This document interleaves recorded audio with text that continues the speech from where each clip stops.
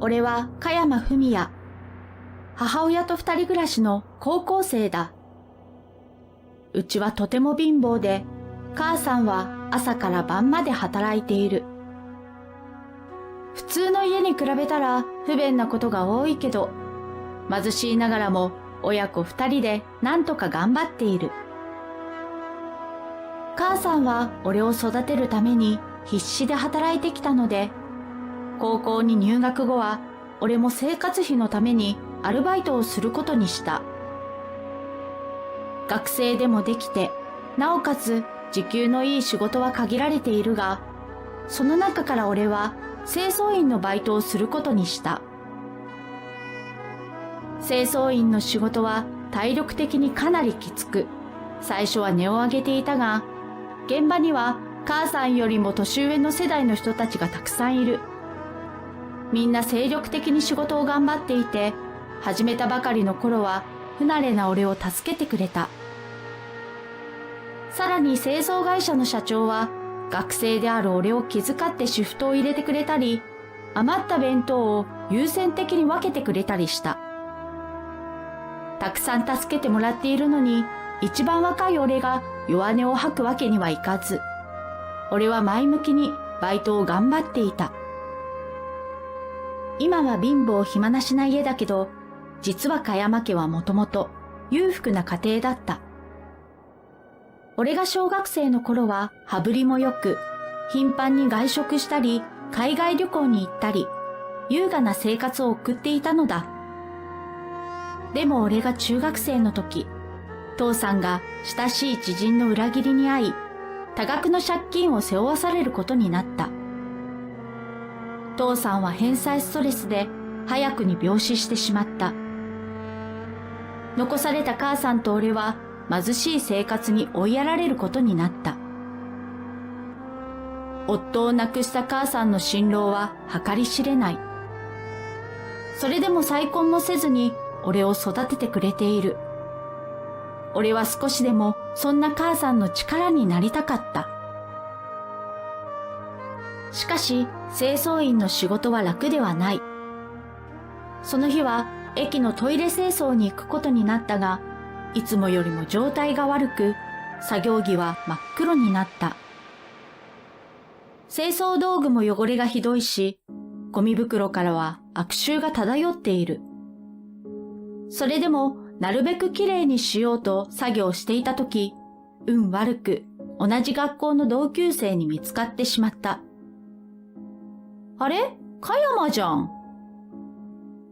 作業着姿の俺を見て同級生たちは面白そうに近づいてきた。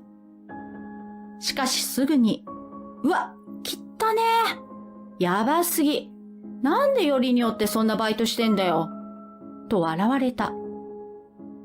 俺は何も言い返すことができず、黙ってうつむいてしまった。見られたことがショックで、その日はずっと暗い気持ちでいた。しかし駅の清掃はしばらく続いたので、同級生たちと何度も鉢合わせてしまう。からかわれるくらいはまだいい。ひどい時は、最底辺の仕事じゃん。悲惨すぎるわ。貧乏人は学校辞めて就職しろよ。きったねえな。その格好で近づくなよ。口々に心ない言葉をぶつけられる。同級生たちはみんなおしゃれな格好をして学生生活を楽しんでいる。俺だけがこんな作業着に身を包み、ひたすら掃除しているのだ。格差を感じる現実が辛い。思春期の恥ずかしさもあって仕事に行くのがだんだん嫌になった。バイト代が高いから始めたけど、この仕事もうやめた方がいいかな。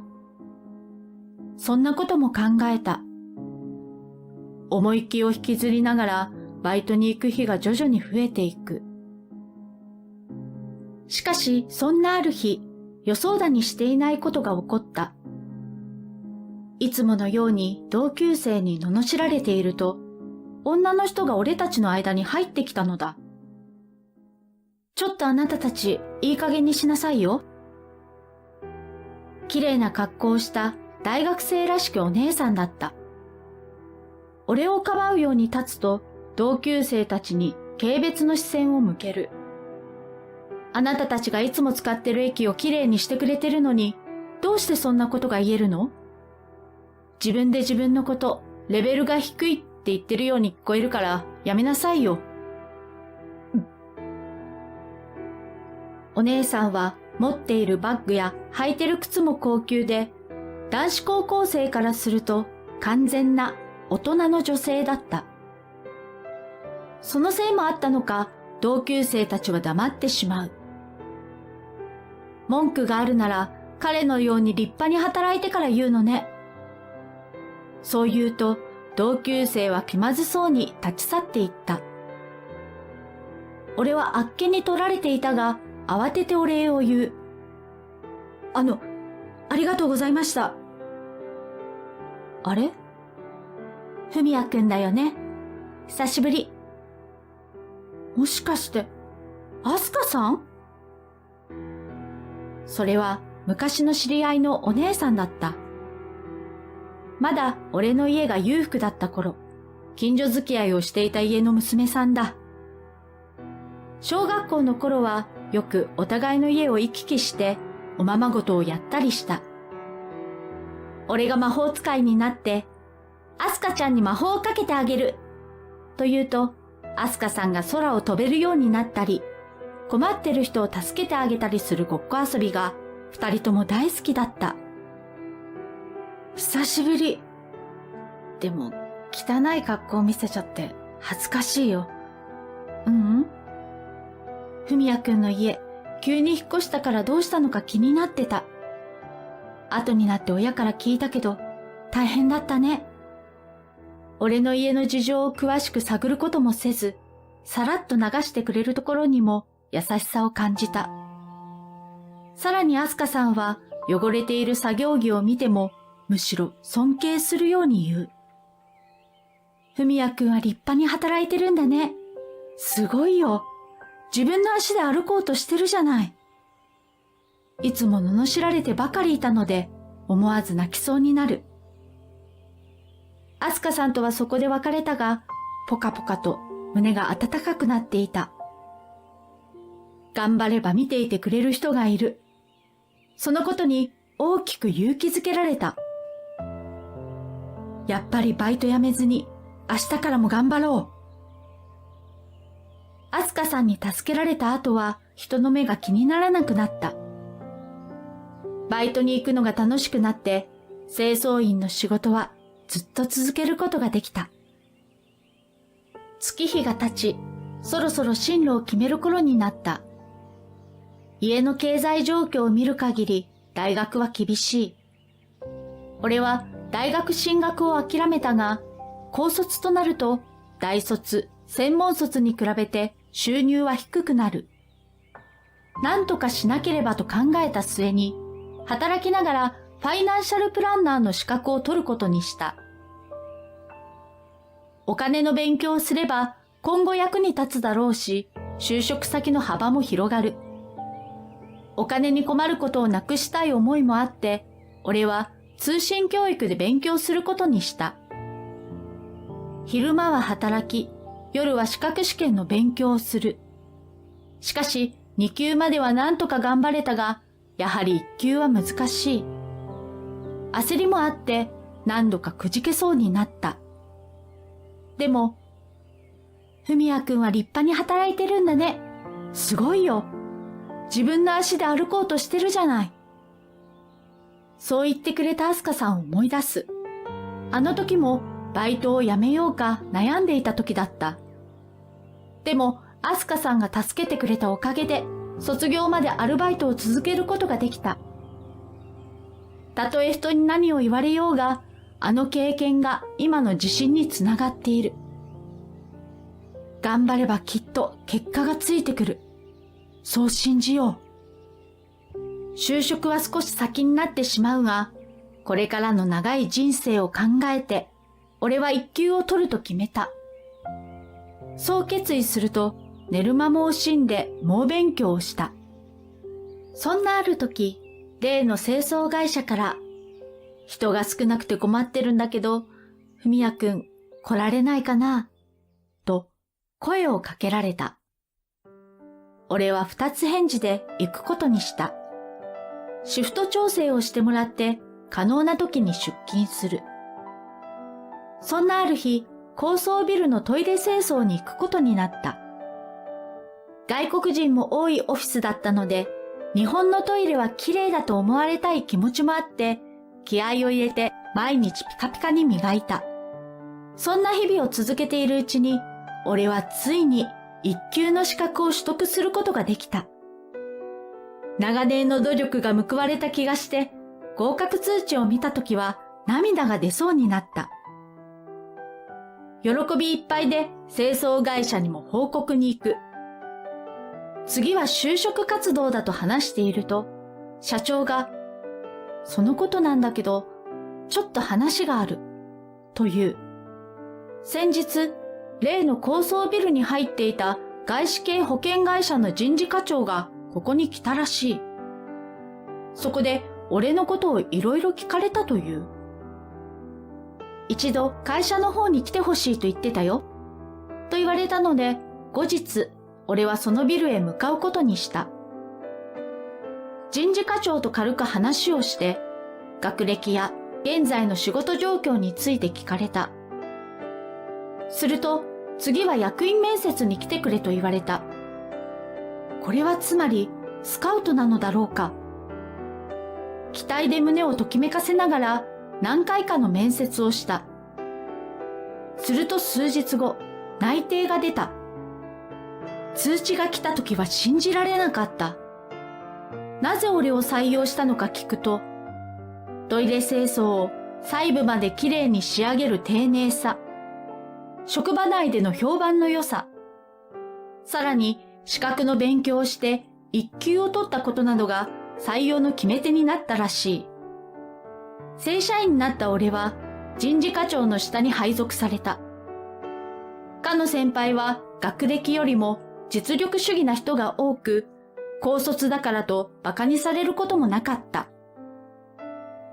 大手企業の社員と肩を並べて働くことになり、最初は戸惑いもあった。でも、周囲の人に恵まれたおかげもあって、徐々に俺は仕事に慣れていくことができた。そして入社して数年が経った。その日、仕事を終えて駅に向かっていると、会社の近くの道で人だかりができている。何あの人、最悪。うわぁ、嘘でしょという声が囁かれていて、何かと思ってみると、ボロボロの格好をした女性が廃棄されたお弁当を漁っていた。通行人は好奇の目を向けてクスクスと笑っている。集団から汚いと後ろ指を刺されている姿に既視感を覚える。嫌な思い出が脳をよぎった。あの女の人はまるであの日の自分のようだ。やめろよ。たまらなくなり、俺は思わず叫んでいた。俺の声でその場は静まり返ったが、女の人が振り返ったとき、俺は思わず声が出た。まさか、アスカさん？風貌は変わっているが、ボロボロの格好をした女性は、なんとあのアスカさんだったのだ。とりあえず人混みから出て、静かなところへ連れて行く。アスカさん、一体何があったの？お腹空いてて、私。アスカさんは震えていて、会話もままならない。慌てて近くのコンビニでパンとお茶を買ってきてあげた。アスカさんが食べている間、俺はずっとわけがわからなかった。アスカさんの家はお金持ちなのに、どうしてこんなことになっているのだろう。何があったの？どうしてあんなことを？食べ終えたアスカさんに改めて聞くと、アスカさんの父親が信頼していた部下に騙され、社長の座を追われることになったらしい。不動産を含む一切の資産を持っていかれてしまい、大学も中退したという。父親が親しい人に騙される。なんだか身につまされる話だった。でもアスカさんの場合はもっとひどかったらしい。父を逆恨みしている人から嫌がらせがあって、逃げるためにネットカフェを渡り歩いてるの。住所不定だからまともな働き口が見つからなくて、今は日雇いのようなことを繰り返しているという。いろいろ滞納した結果、所持金が底を尽きたので、あんな真似をしてしまったと説明された。文也くんはこんな私を見ても、汚いって言わないんだね。ありがとう。言うわけないよ。だって、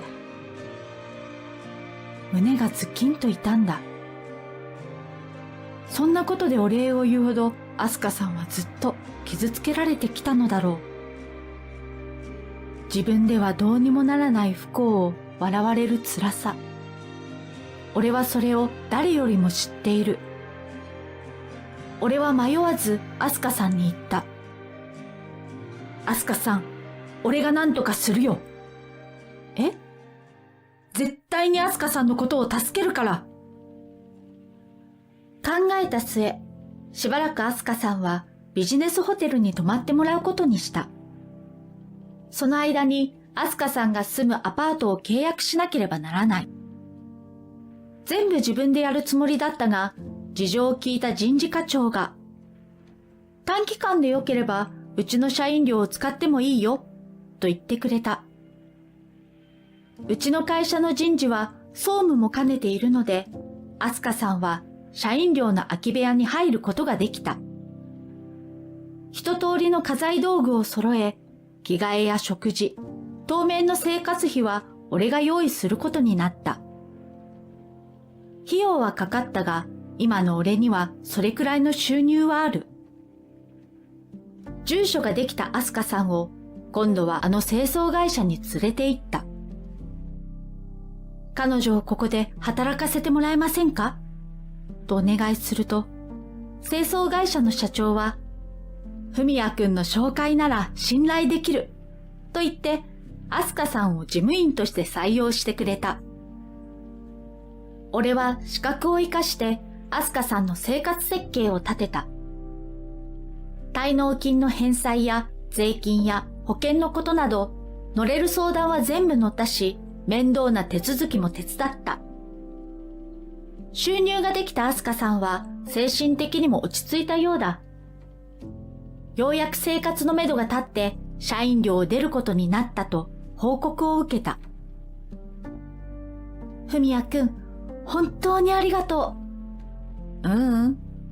もっとちゃんとした恩返しをしたかったけど、今の俺にはあれが精一杯で。ごめん。と謝ると、アスカさんは涙ぐみながら首を振った。そんなことない。文也くんは本当に魔法使いみたいだった。え？昔、そう言って遊んだでしょ？あんなボロボロだったのに、人並みの生活を送らせてもらって、文也くんに魔法をかけてもらったみたい。遠い昔のごっこ遊びを思い出して、二人で微笑み合う。さらにアスカさんは、私も誰かの魔法使いになりたくて、だから私もファイナンシャルプランナーの資格を取ろうと思ってるの。アスカさんも自分と同じ立場の人を助けられるようになりたいと思ったらしい。俺はそんなアスカさんを応援したくて勉強のアドバイスをすることにした。思えば同級生にバカにされたあの日だけじゃなく、資格の勉強で悩んでいた時も俺はアスカさんに支えられていた。どれだけ人にバカにされようとも真面目に頑張れば見ていてくれる人はいる。それを教えてくれたのはアスカさんなのだ。だから自分が今までに培ってきた力がこうして役立っていることが嬉しかった。外見的な要素でバカにする人はきっとこれからも現れるだろう。でも同じくらい内面的な良さを見出してくれる人もたくさんいる。